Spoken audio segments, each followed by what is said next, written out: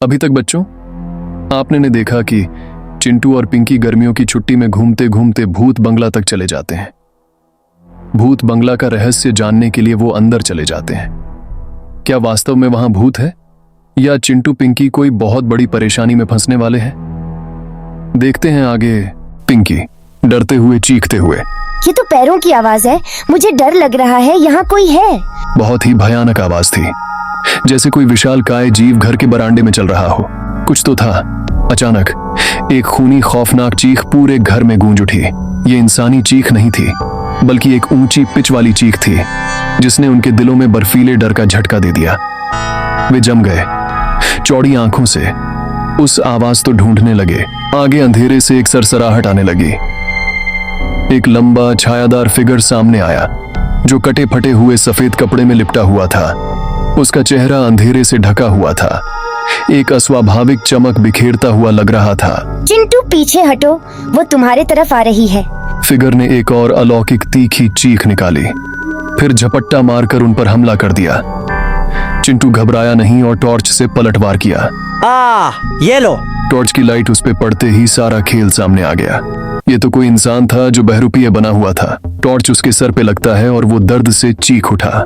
मुझे मत मारो। पर ये क्या? ये तो राजू है। दोनों उसे जानते थे। राजू आंसू भरी आंखों से चिंटू और पिंकी को उस पर दया आई। वे जानते थे कि राजू बड़े भाई के डर से चोरी कर रहा होगा। गुस्से से तुम यहाँ क्या कर रहे हो? ये कोई हॉन्टेड जगह नहीं है। यहाँ का मास्टरमाइंड कोई और है, बड़ा ही खतरनाक आदमी है।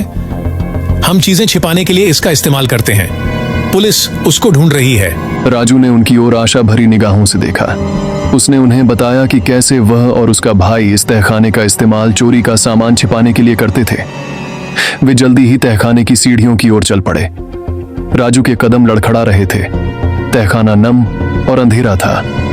हवा में एक बासी गंध थी।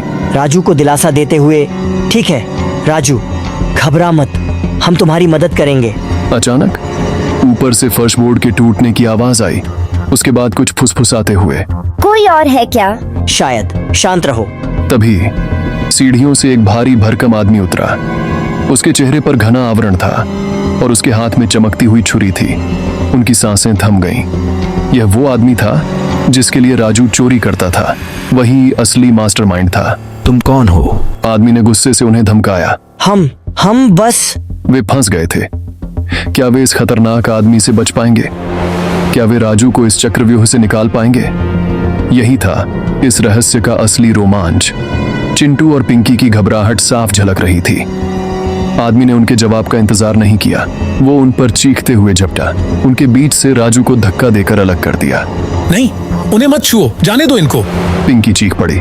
चिंटू ने सोचने का समय नहीं लिया। उसने पास रखे हुए फूलदान को उठा के उस आदमी की ओर फेंका। आदमी चौंका। निशाना सही था। फूलदान उसके सर से टकराया। वो आदमी दर्द से चीख पड़ा। छुरी हवा में लहराई। इसी मौके का फायदा उठाते हुए चिंटू और पिंकी ने तहखाने के कोने में छिपने के लिए दौड़ लगाई। तुम भाग नहीं सकते। पुलिस को बुलाना होगा।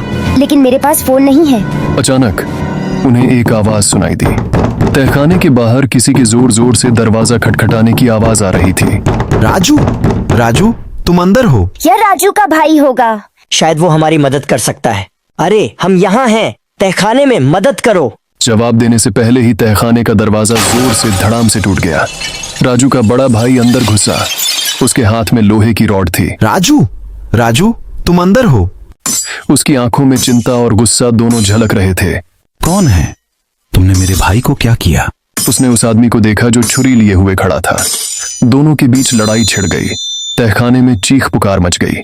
चिंटू और पिंकी सहमे हुए कोने में दुबके रहे। राजू ने हिम्मत जुटाई और सामने वाले व्यक्ति को पत्थर मार दिया। वो दर्द से कराहने लगा। आखिरकार राजू का भाई उस आदमी पर हावी हो गया और उसे जमीन पर गिरा दिया। उसने छुरी छीन ली और उस आदमी को बांध दिया। तुम दोनों ठीक तो हो? हाँ, हम ठीक हैं। आज तो बाल बाल बचे।